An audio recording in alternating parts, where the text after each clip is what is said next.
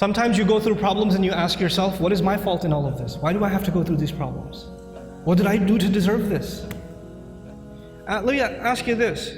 Yusuf alayhi salam was a child, right? A child by definition is innocent. What did a child do to deserve being kidnapped?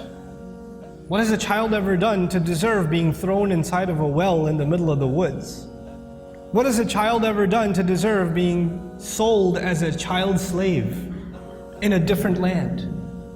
What is that, when he grows up as a young man, what did he ever do to deserve being thrown in jail over a false accusation? And he spent many years in jail, not because of something he did. He was innocent. And he spent all those years in jail. He went through situations in life that if anybody else went through those situations, you'll say, life is unfair, man, what are you going to do? Life is unfair, you know?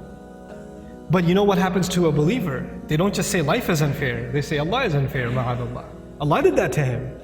Yet Allah says in Surah Yusuf, Wallahu ghalibun ala amrihi. Allah was overlooking everything he did in his decision. Every decision that was made for Yusuf, Allah was dominating that decision, overlooking that decision. How? Sometimes you and I go through difficulty because Allah knows something better is coming. Sometimes that better thing that is coming is for you. Sometimes it's for somebody else. Sometimes it's not for you. Sometimes it's for somebody else.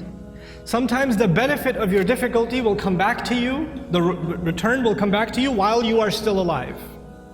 Sometimes the return is meant to come back to you after you go back to Allah.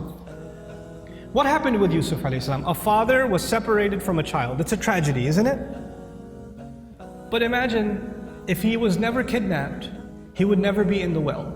If he was never in the well, he would never end up in Egypt. If he was never in Egypt, he would have never grown up there and been thrown into prison.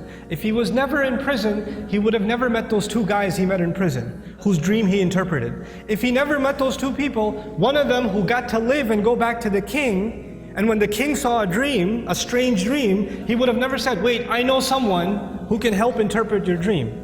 And if that never happened, and you know what that dream was? 7 good years in the country, and 7 years there's not going to be any crop, any produce, any harvest. People are going to starve to death.